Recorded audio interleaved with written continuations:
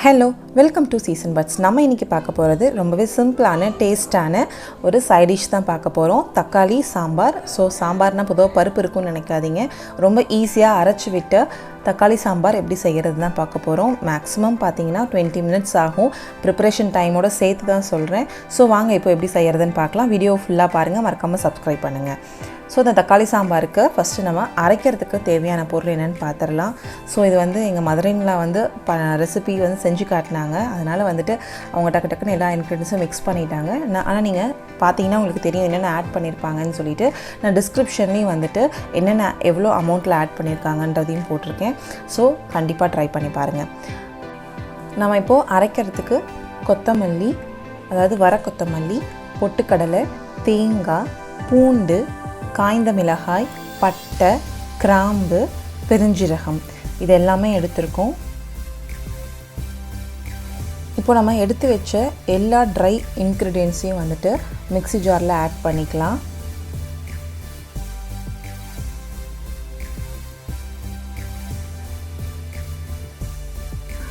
இப்போ நம்ம தக்காளி சேர்த்துடலாம்.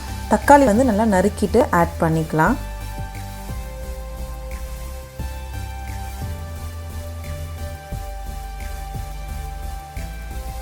இப்போது எல்லாத்தையும் நம்ம நல்லா ஃபைன் பேஸ்ட்டாக அரைச்சி எடுத்து வச்சுக்கலாம். ரொம்ப ஈஸியாக செய்யக்கூடிய சாம்பார். ஸோ இப்போ நம்ம எப்படி தாளிக்கிறதுன்னு பார்க்கலாம். அதுக்கு ஒரு கடாயில் 2 குழிக்கரண்டி எண்ணெய் ஊற்றிக்கலாம். எண்ணெய் நல்லா காய்ந்ததும் நம்ம நார்மலாக எல்லாத்துக்கும் சேர்க்குற மாதிரி கடுகு சேர்த்துக்கலாம். கடுகு நல்லா பொரியுது பாருங்கள். ஸோ இந்த மாதிரி கடுகு பொரியும் போது நம்ம கருவேப்பிலை சேர்த்துடலாம்.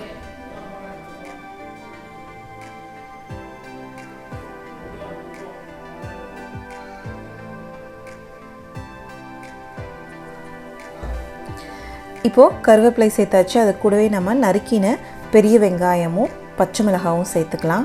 நீங்கள் பச்சை மிளகாய் உங்கள் காரத்துக்கு ஏற்ற மாதிரி நீங்கள் அளவு கூடவோ குறைவோ சேர்த்துக்கலாம். இப்போது இது எல்லாத்தையும் நல்லா வதக்கிக்கலாம்.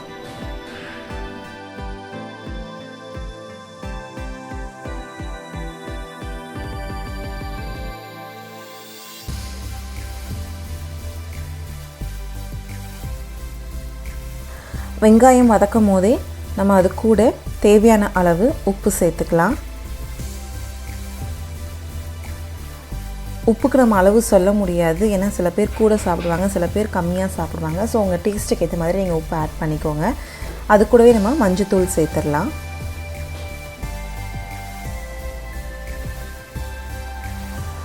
இப்போது அந்த உப்பு நல்லா பிளெண்ட் ஆகிற வரைக்கும் நல்லா வதக்கிக்கலாம்.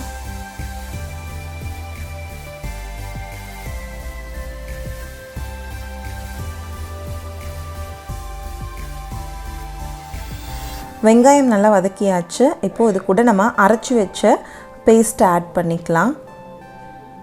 அது கூடவே நம்ம அந்த மிக்ஸி ஜாரை வாஷ் பண்ண வாட்டரையும் ஆட் பண்ணிக்கலாம்.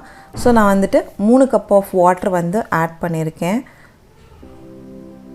இந்த அளவுக்கு நம்ம குழம்பு வைக்கும் போது மினிமம் 5 to 6 மெம்பர்ஸ் வரைக்கும் நல்லா தாராளமாக சாப்பிட்லாம்.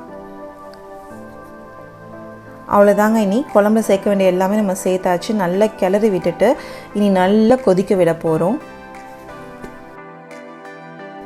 ஃப்ளேவர் அண்ட் டேஸ்ட்டுக்காக நம்ம கொஞ்சம் நறுக்கினா கொத்தமல்லி சேர்த்துட்டு நம்ம கிளறி விட வேண்டாம். அந்த கொதியிலே நல்லா கொத்தமல்லியோட அந்த ஃப்ளேவர் குழம்புல இறங்கும்.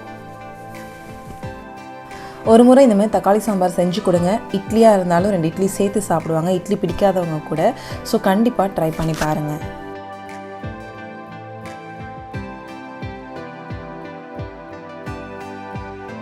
இப்போது குழம்பு நல்லா கொதி வருது, உங்களுக்கு பார்க்கும் போதே தெரியும். ஸோ நம்ம இந்த குழம்புக்கு பெருசாக டைம் எடுக்காது. 5 மினிட்ஸில் இந்த குழம்புக்கு தேவையான எல்லா பொருளும் நீங்கள் ரெடி பண்ணிடலாம்.